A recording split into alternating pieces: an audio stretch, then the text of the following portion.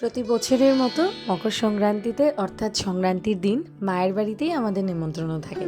তাই সকালে স্নান টান সেরে একটু পুজো দিতে গেছিলাম মন্দিরে। এসে দেখছি মা সমস্ত কিছু রেডি করে বসে আছেন আমাদের জন্য।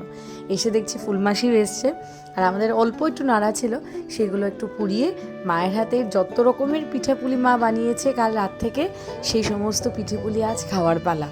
খুব আনন্দ করি আমরা এই দিনটাতে।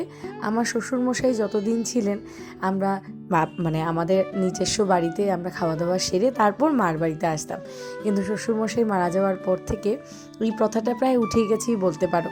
আমি এত রকমের পিঠেপুলি বানাতে পারি না বলে মা সবসময়ই আমাকে, আমার পরিবারকে, সকলকে এই পিঠেপুলির উৎসবের দিন আমাদেরকে নেমন্তন্ন করে সকালবেলা খাওয়ান। তো আমরা এসে পৌঁছে দেখছি মা সমস্ত কিছু রেডি। আর বাইরে থেকে আমরা যখন এসেছিলাম তখন আমাদের প্রেমতলার সবচেয়ে বিশিষ্ট কাকুর মানে ডালপুরি আর ঘুগনি, তোমরা হয়তো খেয়েইছো, সেখান থেকে আমরা নিয়েছিলাম 2-3 প্লেট। তো জমে সকালের খাওয়া দাওয়া হয়েছে। সকালের খাওয়া দাওয়া সেরে আমরা কিন্তু চলে যাব আজ শ্যামানন্দ বাবার আশ্রমে। তোমাদেরকেও নিয়ে যাচ্ছি আমার সাথে। গত বছর আমার মনে আছে সংক্রান্তির দিন আমরা গিয়েছিলাম মাসিমপুর কালীবাড়িতে, সেখানেও ভিডিও করেছি, তোমাদেরকে দেখিয়েছি। আজ এই মকর সংক্রান্তিতে আমরা যাচ্ছি শ্যামানন্দ বাবার আশ্রমে, কারণ ওই দিন বাবার আশ্রমে কীর্তন হয়, বাবার ভোগ আরতি হয়, ভোগ প্রসাদ পাওয়া যায়। তাই আর দেরি না করে, প্রায় দুপুর 1-1:30 বাজতে চলছিল মনে হয়, তখন আর ঘড়ি দেখিনি। তখন আমাকে সানি ফোন করে বলল যদি যাওয়ার হয় এখনই চলো। তো যেভাবে ছিলাম বাড়িতে রেডি, ওইভাবেই চলে গেছিলাম বাবার আশ্রমে। গিয়ে দেখছি প্রচুর লোকেরা এসছে, আর বাবার কীর্তনও শুরু হয়ে গেছে।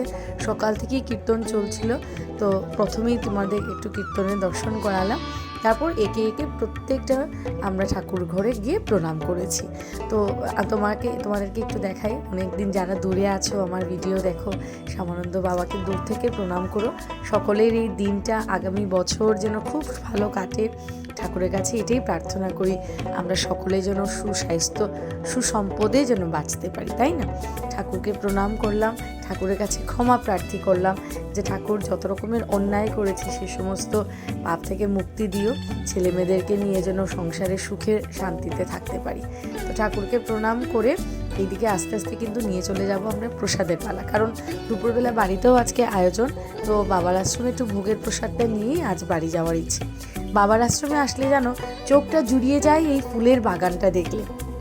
তোমরা যারা যারা যাও বাবার আশ্রমে তারা হয়তো দেখেছো কত রকমের গোলাপ, কত রকমের গেন্দা, আবার জবা ফুলের সময় না, জবা ফুলও প্রচুর রকম ফুটে। তো বাবার আশ্রমে এই দিকটা প্রণাম করে, বাবাকে প্রণাম করে এখন আস্তে আস্তে বাড়ি যাওয়ার পালা। তোমাদেরও আশা করি আজকের দিনটা খুব ভালো কেটেছে। সকলেরকে অনেক অনেক শুভেচ্ছা। ভালো থেকো, সুস্থ থাকো, আবার দেখা হবে।